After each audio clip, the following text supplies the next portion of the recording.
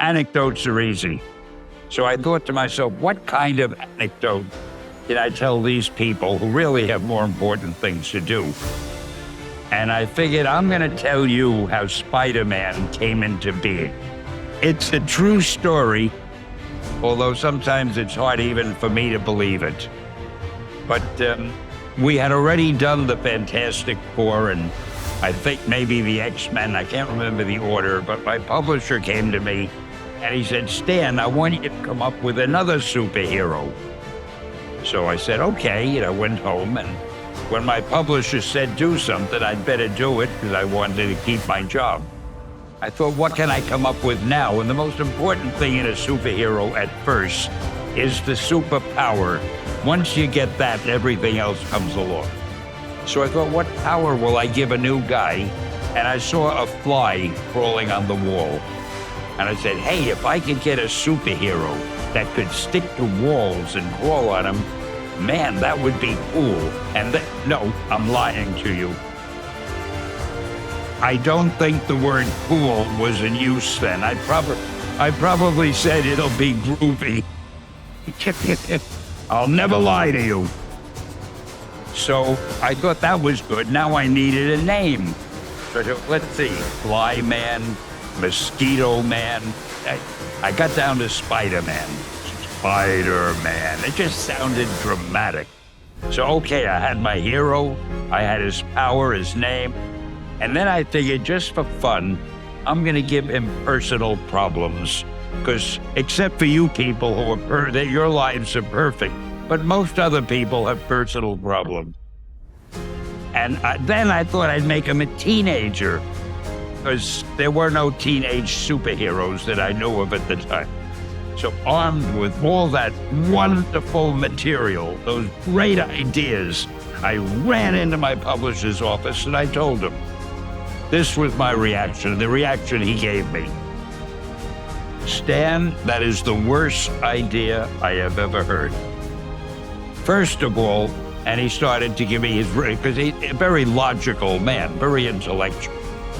First of all, people hate spiders, so you can't call a hero Spider-Man.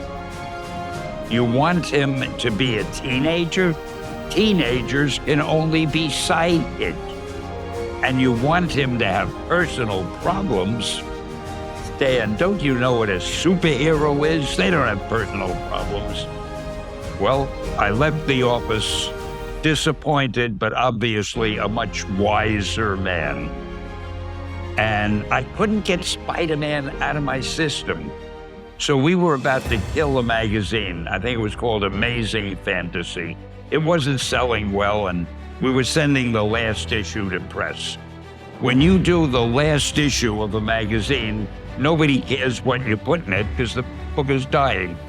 Just to get it out of my system, I put Spider-Man in Amazing Fantasy, featured him on the cover, forgot about it. A month later, all the sales figures came in. My publisher came racing into my office. Stan, you remember that character we both loved so much, Spider-Man? He said, let's do him as a series. Now, why am I telling you this? Besides the fact that I have to kill a little time. If you have an idea that you genuinely think is, don't let some idiot talk you out of it. Now, that doesn't mean that every wild notion you come up with is going to be genius.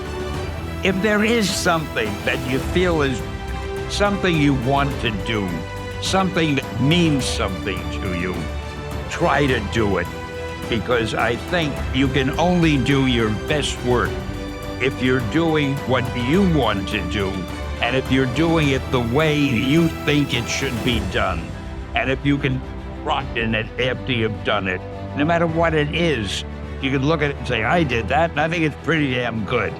That's a great feeling. So don't let idiots talk you out of something that you think is good. By the same token, that doesn't mean every single thing you think is good is going to win a prize. And I want to wish all of you the best luck in the world. Just do your thing. Do it as well as you. That's the important thing. Don't shirk. Whatever you do, give it your best shot. You'll be glad you did.